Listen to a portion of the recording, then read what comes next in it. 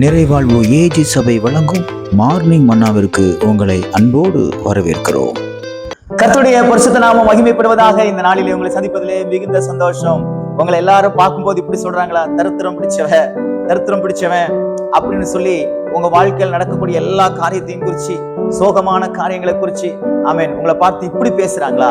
ஆனா வேதம் என்ன சொல்லுது தெரியுமா உங்களை குறித்து? ஆமென் வாசிக்கிறேன் பாருங்கள். ஏசாயா தீர்க்கதரிசன புத்தகம் 61ஆம் அதிகாரம் பாருங்கள், 9வது வசனத்துடைய கடைசி பகுதி இப்படியாக சொல்கிறது: அவர்களை பார்க்கிற யாவரும் அவர்கள் கர்த்தரால் ஆசீர்வாதம் பெற்ற சந்ததி என்று அறிந்து கொள்வார்கள். இன்னைக்கு கர்த்தர் இப்படிப்பட்ட ஒரு அடையாளத்தை உங்களுக்கு தேவன் செய்யப்பார். விசுவாசிக்கிறீங்களா? உங்களை பார்க்கிறவங்க, இவன் தேவனால் ஆசீர்வதிக்கப்பட்டவன், தேவனால் ஆசீர்வதிக்கப்பட்டவள், இவனுடைய குடும்பம் தேவனால் ஆசீர்வதிக்கப்பட்டுச்சு, இவன் வேலை தேவனால் ஆசீர்வதிக்கப்பட்டிருக்கிறது, இவனுடைய எல்லா கையின் பிரயாசங்களும் தேவனாலே ஆசீர்வதிக்கப்பட்டிருக்கிறது என்று அநேகர் உங்களை அடையாளம் காண போகிறார். விசுவாசிக்கிறீங்களா? நன்றாக புரிந்து கொள்ளுங்கள். இந்த வார்த்தைகளை தேவன் சொல்லும் பொழுது இஸ்ரவேல் ஜனங்களுக்கு அவர் அநேக வாக்குத்தத்தங்களை கொடுக்கிறார். அதுல ஒரு வாக்குத்தத்தம் தான், உங்க வெட்கத்துக்கு பதிலாய் இரட்டத்தனையான பலன் வரும். இதை கர்த்தர் செய்யும் பொழுதுதான் எல்லா ஜனங்களும் பார்ப்பாங்களாம், இவன் தேவனாலே ஆசீர்வதிக்கப்பட்ட சந்ததி என்று. இப்படிப்பட்ட அற்புதங்களை உங்க வாழ்க்கையில செய்வார். விசுவாசிங்க.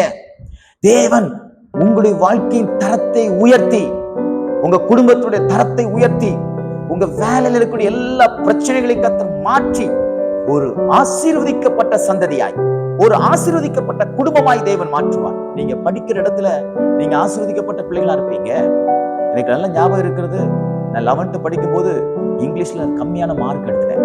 எங்க அம்மாவை கூப்பிட்டு வச்சு, எங்க இங்கிலீஷ் சார் என்ன பண்ணார் தெரியுமா? சப்புன்னு சோஃப்ட்ல அடிச்சார். நீலாம் ஒரு பிள்ளையாடா, எப்படி ஒரு தாய்க்கு பிறந்துட்டு இப்படி இருக்கியே அப்படின்னு சொல்லி என்னை ரொம்ப திட்டினார். நான் அதை யோசிச்சேன், எதுக்காக இப்படிப்பட்ட காரியங்கள்லாம் நடக்குது.